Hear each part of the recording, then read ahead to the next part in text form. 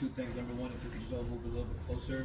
And number two, I would like to recite Surah Fattimiyah for all the Palestinian children, men and women that passed away in the past month.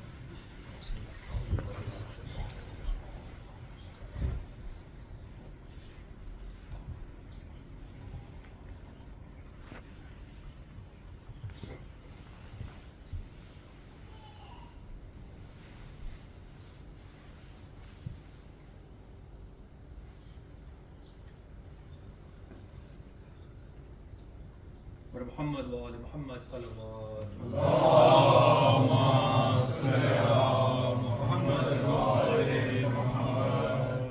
أعوذ بالله من الشيطان الرجيم. بسم الله الرحمن الرحيم.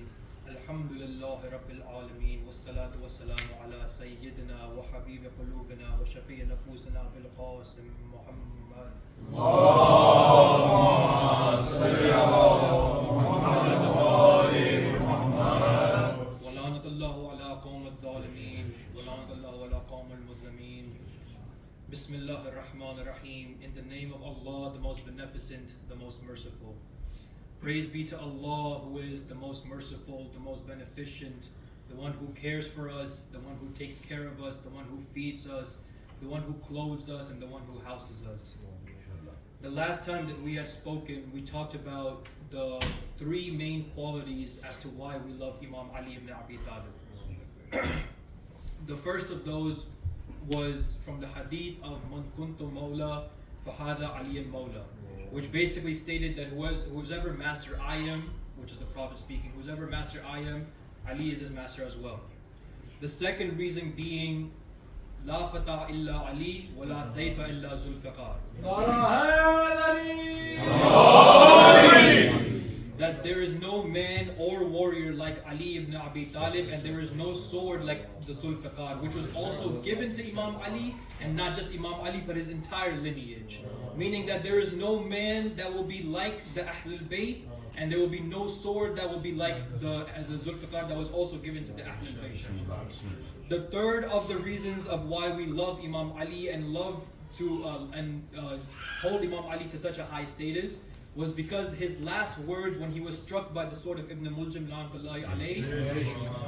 was Fustu bi Rabbil Kaaba, which is the words of a man that can only be said if that man had given every single second, every single thought, every single prayer, and every single action to Allah subhanahu wa ta'ala. These were the three reasons as to why we fall in love with Imam Ali. Now today I want to approach with the fourth reason, and the fourth reason is the reason why we love Imam Ali the most, and it is the reason which I will label it as Imam Ali in war, in battle. The reason why we love Imam Ali so much is because of how he acts in battle. And it is not a way, like for example, a crazy person would act in battle, that he takes out his sword and starts attacking everybody and goes berserk and spills blood. But rather how Imam Ali implements justice in battle and how he shows haqq in battle. The reason why I want to look at this is because there are certain battles that we can look at today, one of them specifically being Jang al-Khaybar, which shows how Imam Ali not only goes out and starts attacking, but likes to invite people towards Islam before he goes out to attack.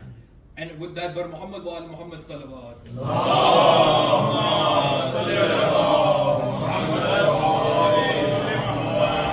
I was listening to a lecture by Syed Asad Jafari, who's one of my main inspirations. He's a great alim. He recently passed away, sadly. Very young, but he had much knowledge, and he connected with the youth a lot. And he said that the reason why the youth love Imam Ali so much is because there's a fluctuation in his heart that we see that not a lot of people have. That there is times in peace where he is just Ali ibn Abi Talib, that he is Ali the son of Abu Talib. But in times of war, his heart fluctuates from becoming Ali ibn Abi Talib, the son of Abu Talib, to Haydar, the son of Fatimah bint Hassan. And this fluctuation is so interesting to see, that when you look at a real life example, when you see a commander of the army, or the chief of an army, or the commander-in-chief, such as the president, or for example, at the time of war, or even at not the time of war, when you approach these people, what do you notice? The first thing you notice is their stern face, and the frown upon their lips, and the hard eyes that have seen atrocities in war, or from the people that have committed atrocities in war. And you notice that they have no softness when they speak. But when we look at Imam Ali, even after all those battles that had occurred in his lifetime, even after all those victories that he had secured, when he walked upon the streets of Kufa or in Mecca or in Medina, what do you see? You see that he smiles at the passerby, that he gives money and he gives food to the orphans in the nighttime, covering his face, so that when they see him in the daytime, they won't be embarrassed to see him or talk to him. You see that this is a man of virtue and of compassion, but the fluctuation of his heart is what's the most interesting aspect that we see in Imam Ali ibn Abi Talib. And I want to examine that fluctuation. But Muhammad wa ali Muhammad salawat.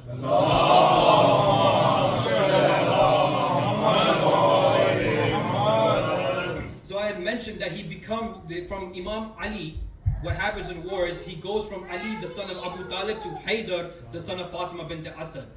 The first thing I want to examine is what exactly does Haydar mean? How did Imam Ali retain this name of Haydar? In the Arab culture, for some reason, which I am not complaining about though, they have many names for lions. Because lions was one of their favorite creations of Allah subhanahu wa ta'ala. That when they saw a running lion, they named it Zagam. The Zagam means a running lion. When they saw a lion that stood out by itself, and if it was a lion that was the subject of the sentence that you were saying, meaning the lion, his name would be Asad. The lion that would be the strongest of all lions, a desert lion that could take on many enemies at once, was named Hamza. And the lion that all other lions were afraid of and that led the pack was Abbas. However, I personally believe that there was this one name of a lion, Haydar, that nobody had the guts to name their child Haydar until Imam Ali ibn Abi Talib was born. And why is that? We all know the story of the birth of Imam Ali ibn Abi Talib. Bibi Fatima bint Asad was told by Allah subhanahu wa ta'ala in a dream to enter the Kaaba and to give birth to Imam Ali ibn Abi Talib. And where did Bibi Fatima go through? Did she go through the door because she had the keys of the Kaaba? Imam Ali was such a special creation of Allah subhanahu wa ta'ala that Allah himself has said that you, oh Ali, need no doors. I myself will open my house for you. Physically open my house for you.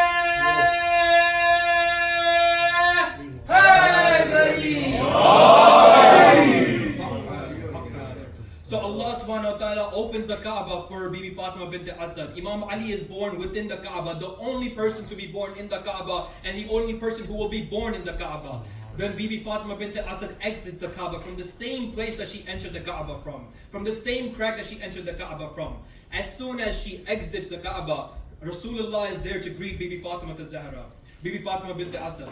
And so Rasulullah takes Imam Ali into his hands and he kisses Imam Ali and he looks at Imam Ali and he says that you are the one who will be my successor. You are the one who will be my helper. You are the one that will carry Islam forward. Meaning what? You don't need to wait until Ghadir to see who the Mawla of the Mawla is after Rasulullah. Prophet Muhammad himself had stated at the birth of Ali that this is Waliullah, this is Wasi Rasulullah, and this is the one that will lead Islam after me. And so we see that Rasulullah gives special love and special treatment towards Imam Ali ibn Abi Talib. And it is okay to give special love and special treatment towards your successor. Do we not see Yusuf and Yaqub? That how Hazrat Yaqub had treated Prophet Yusuf with such care and such love. And so the same way that the brothers of Yusuf got jealous of the treatment that Yaqub had given Hazrat Yusuf, the same way the Quraysh became jealous of how Prophet Muhammad treated Imam Ali. So when Imam Ali was given back to Bibi Fatima bint Asad as a baby, and the Quraysh had seen how Prophet Muhammad had kissed Imam Ali and had loved Imam Ali and how he had spoken to Imam Ali, the Quraysh wanted to stir some stuff up, stir some trouble up with Bibi Fatima bint Asad. So what do? They go to Bibi Fatima bint Asad and they say that in our tradition, in Arab tradition, the way that we know that a child will be a warrior is if a snake and a child is put into a pit together. And only if the child can defeat the snake will we know that this child will be an exemplary warrior. A warrior whose name will be written on the swords of Arabia, and everybody will talk about this warrior. So Bibi Fatima bint Asad, does she get scared? She says that I know by Allah that the same one who told me to go into the Kaaba and give birth to this child will protect this child from this snake and any dangers moving forward. So she, with confidence and full trust in Allah, places Imam Ali as a baby in the pit, and she places by her own hands a snake next to Imam Ali, and we see that the snake begins to slither towards Imam Ali, and as Imam Ali should, and as any baby would, Imam Ali sees the snake. He grabs the snake by the throat. He takes his two fingers, puts it in the snake's mouth, and rips the snake in half. He rips the snake in half. Thereby, there were two statements made that day, one by Imam Ali and one by Bibi Fatima. The statement made by Imam Ali as a baby is that, listen, any enemy that steps towards me, know that just like how I ripped this snake in half, your body will be in half in the battlefield.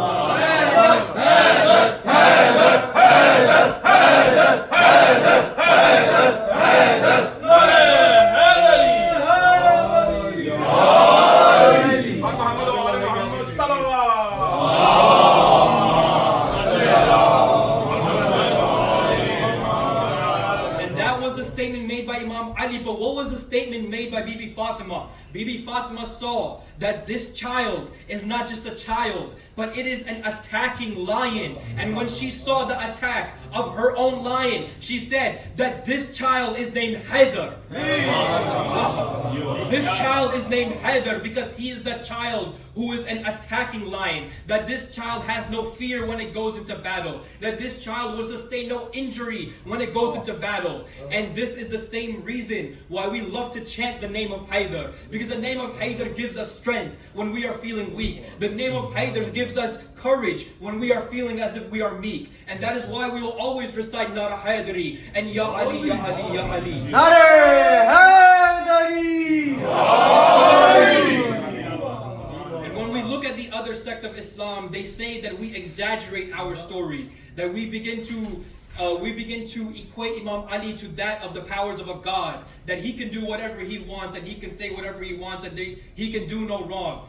I say that is true. He can do whatever he wants. He can say whatever he wants. He could do no wrong. Why? Because Imam Ali, as the other sect have understood him, is that of a man. But we don't understand Imam Ali as a man. We understand him as a nur, as a light of Allah subhanahu wa ta'ala that took a form of a man, as a man, so that he can teach us these lessons on earth. Because if al-nur had come down to us and had told us orders and had told us what to do, we obviously would either be scared or would not listen. But as a man, he is relatable. He bleeds the same blood that we do. He needs the same water that we drink. He needs the same food that we eat. However, he has shown that if you give yourself to Allah the same way I give myself to Allah, surely you cannot attain the same level I have attained, but you can definitely be on the same path that I am on, which is success towards Allah subhanahu wa ta'ala. Bar Muhammad wa al Muhammad salawat.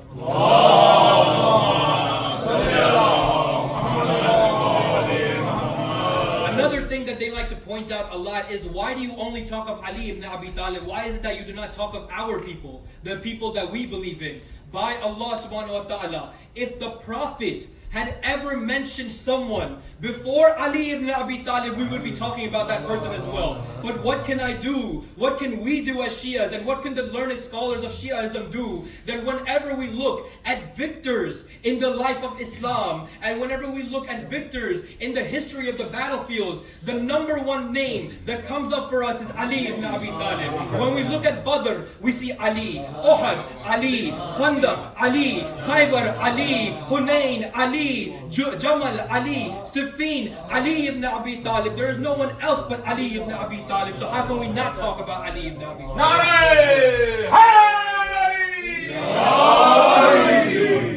And if you truly have a problem with us mentioning Ali ibn Abi Talib, and if you need a proof besides the thousands of hadiths that are available in your books and our books, then let me tell you this, that Imam Ali is not only praised by us meekly human beings who cannot even understand what type of character he is, but he is also praised by the Creator who created Ali ibn Abi Talib. He is praised in which surah? We look in Surah Adiyah. When we read Surah Adiyah, what do we see? This surah was revealed to the Prophet at the time of the jung, that when when 12,000 Shamian soldiers had come and surrounded Mecca and had come to take Prophet Muhammad as captive. And when the Imam Ali had heard of this, then he had asked Imam Ali personally to go and fight against these people. I will go into detail for this war later on because it's a very large war that not a lot of people talk about, but I believe should be talked about because it also shows the cowardice of the first three that these people want us to talk about so much. So this surah...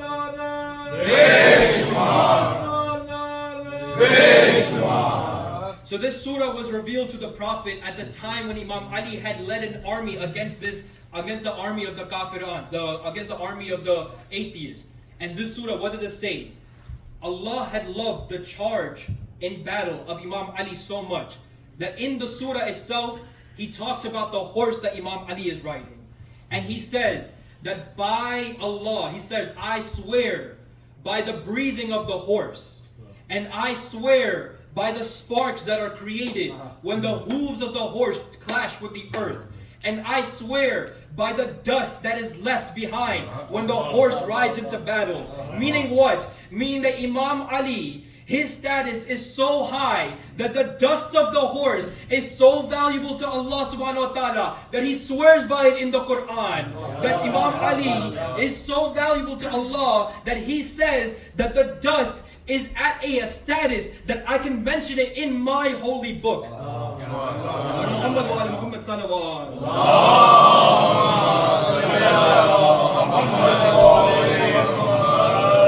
So if you can list the accomplishments of those people that you want me to talk about, or you want anybody else to talk about, then Bismillah, bring us those accomplishments.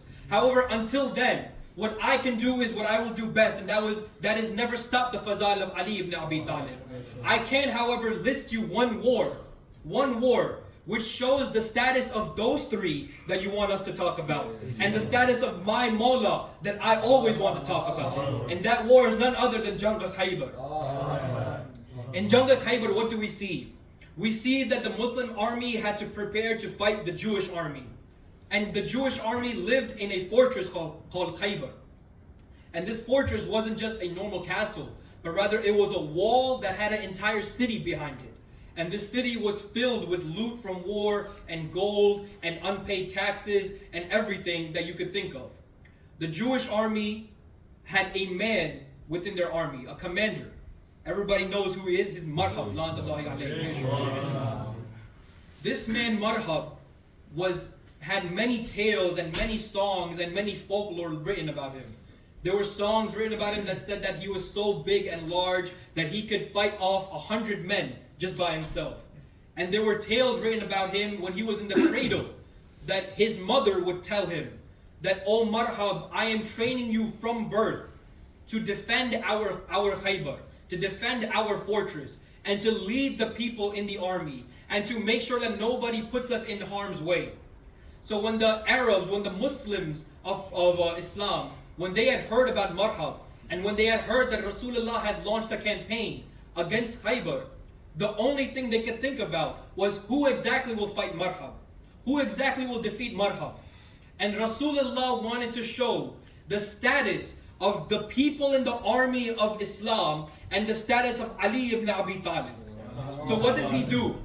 He says that, does anybody here have the willingness and have the guts to sacrifice their lives and go and fight against this ogre who has challenged us openly and said that he can defeat any one of our fighters? Imam Ali was not present at camp at that time. He was back in Medina at that time. So obviously, nobody stood up. Nobody responded to the call of Rasulullah. So what does Rasulullah do? Rasulullah says, I will make it clear as to who will be my successor, and who is my helper, and who is the man that I rely on. And he says that by Allah tomorrow, I will give the banner of Islam in the hands of a man who will be my successor, and who will inherit the religion after me, and who you will follow after me. And when the next day arrives, he says, I call upon Ali ibn Abi Talib, and Imam Ali walks to the front of the army. Imam Ali walks in front of the army. Rasulullah says that, "Oh Ali, when you go into battle, know this, that Israfil, the angel Israfil, will be on your right, and Jibra'il will be on your left, and Mika'il will be on your back. And by Allah, victory is yours today. Because I have received revelation from Allah subhanahu wa ta'ala that not a scratch will be made upon your body. Imam Ali, with so much confidence, he thanks Allah subhanahu wa ta'ala and he thanks Rasulullah. He takes the flag from Rasulullah and he walks upon the battlefield. He takes the flag, he walks to the valley of Khaybar. He looks at Marhab in the eyes and he looks at Allah subhanahu wa ta'ala. He takes his flag and raises it high and he smashes it on the rock underneath him. And the rock itself begins to break. The rock itself begins to break. Marhab, aghast and astonished, turns around and he looks to one of his narrators, one of the scholars of Khaybar. And he says that how is it possible that this man is able to break a rock with just his alam? The scholar of Khaybar, what does he say? He says that, oh, there is a star that appears every single year. And when that star appears, the rocks on the floor become very soft. And I just saw that star appear, which is why he is able to smash that rock. But don't worry, it'll take a whole nother year for that star to come back. So he can't do it again. And Imam Ali, being Ali, listens to this. He takes the alam out and he smashes it again. He looks at Marhab, takes the alam out again and smashes the rock again. He looks at Marhab, takes the alam out and smashes it again. He does this 12 times. And then he says, tell your man to look into the sky. Every time I take this alam out, the star itself appears. Every time I put it down, the star disappears. Every time I take it out, the star will appear. Why? Because this whole universe works upon my command.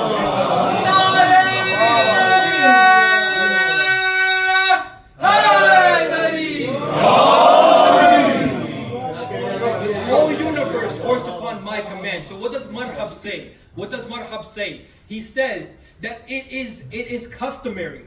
It is customary for a man when he comes upon the battlefield to introduce himself. Let me know who you are. What is your name? What lineage do you come from? And whose son are you? What does Imam Ali say? Imam Ali says, Marhab, by Allah, if I introduce myself to you right now, not only will you run away from the battlefield, but the woman and especially your mother will cry in Khaybar. And what does Marhab say? Marhab says that I swear I will stand on this battlefield and no woman will be allowed to cry because I will cut their head off if I hear their cry. Let me know who you are. Explain yourself and identify yourself. Imam Ali, he says, I am Haydar, the son of Fatima bint Asad. I am Haydar, the son of Fatima bint Asad. This is the only time that Imam Ali has said, I am Haydar, and not introduced himself as Ali ibn Abi Talib. And when Marhab hears this, the first thing he does is looks to his mother. And the first thing his mother does is starts weeping right there. And she says, I have heard from those scholars of the Jews that the one who will defeat you, Marhab, is Haydar, son of Fatima bint Asad. Haydar, son of Fatima bint Asad, will defeat you in battle. So what happens? Marhab then, he begins to taunt Imam Ali. He tells Imam Ali that, oh Ali, you do not know that I am the one who brings death to the battlefield. My mother had trained me from birth to learn how to handle a spear and a sword. I am the best of the riders in Arabia, and I am the one who will bring upon your downfall. Imam Ali in turn, he looks at Marhab and he says, oh Marhab, you say that you bring death to the battlefield. Oh Marhab, Haydar controls death in the battlefield. Oh Marhab, if Haydar looks at a man, he will die. If Haydar points at a man, he will die. If Haydar wishes for a man, he will die. Because Malakul Maut works upon the orders of Haydar. He works upon the orders of Haydar. And so Marhab says that this is enough talking. Let us begin our fight. So he takes out his sword.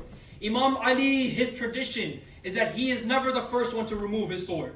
Matter of fact, he will actually try to get the enemy to their side. So he begins to talk to Marhab and he says that, oh Marhab, the Jews believe in Musa and they believe in the Torah. I myself, I believe in Rasulullah and I believe in the Quran. if you align our religions together, they both have the same teachings. We only differ on certain aspects. Meaning, if you come and accept our religion, then there is no need for you and me to fight. We can end this on a peaceful note. But marhab being marhab, an ogre, does not listen to the voices of wisdom. And this falls upon deaf ears. So what does marhab do? Marhab then attacks on the left of Imam Ali, and Imam Ali spins towards the right. Marhab then attacks on the right of Imam Ali. Imam Ali spins towards the left. Marhab tries to hit Imam Ali with a spear, and Imam Ali is able to dodge his attack. Marhab is so surprised that a man of his stature, a warrior of his stature, where people cannot much less see his attacks, this man is able to dodge his attacks. He does not know what to do. So then he grabs his sword with both of his hands, and he raises his sword above his head, and he looks at Imam Ali, who until now does not have the Zulfiqar released from his sheath. What happens? What happens? Marhab begins to bring the sword down. Imam Ali just stares at Marhab in the eyes. Marhab's sword is still coming down. Imam Ali is still looking at Marhab in the eyes. Marhab's sword is inches away from touching the helmet of Ali, and that is when the lightning in the form of a Zulfiqar is released from Ali. That is when the lightning in the form of Zulfiqar is taken out by Ali, and in one strike from Marhab's head until it reaches his body, the Zulfiqar does not stop. And when it does stop, Marhab's body falls to the left and falls to the right.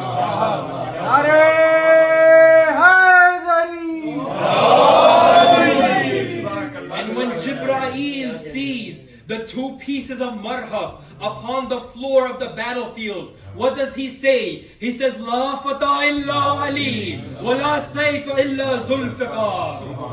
But Muhammad wa Ali Muhammad sallallahu alaihi.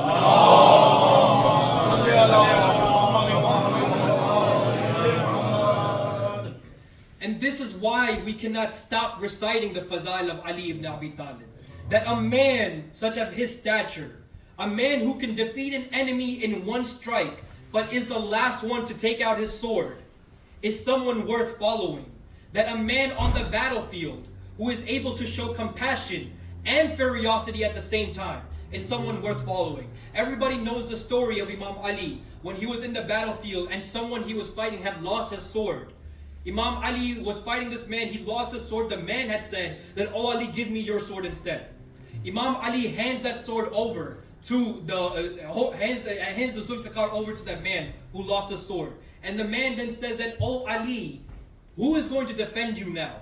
How exactly are you going to fight me now? You have no sword. And Imam Ali then says that the same one who feeds me every night, and the same one who clothes me every night, and the same one who gave me that sword in your hand will also defend me from that sword in your hand.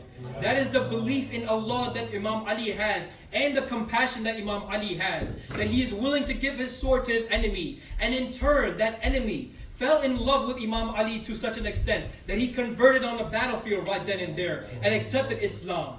But Muhammad wa ali Muhammad sallallahu alaihi.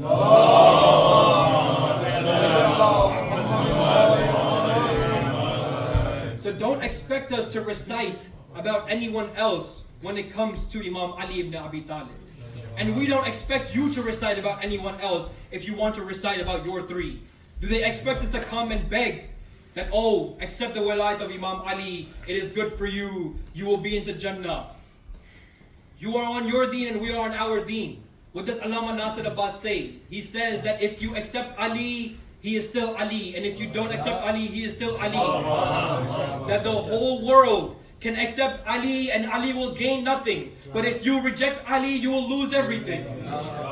What else does Allama Nasir Abbas say? This is one of my favorite fazals of Imam Ali. I will read it directly from the book so I don't mess it up. What does he say? He says, Bismillahir Rahmanir Rahim, that if you believe in the wilayat of Imam Ali, then be sure and be confident that you will have the most esteemed of deaths. That Malakul Maut will come and embrace you as a brother, and he will say that, come, for you love Ali, who is my master as well as your master.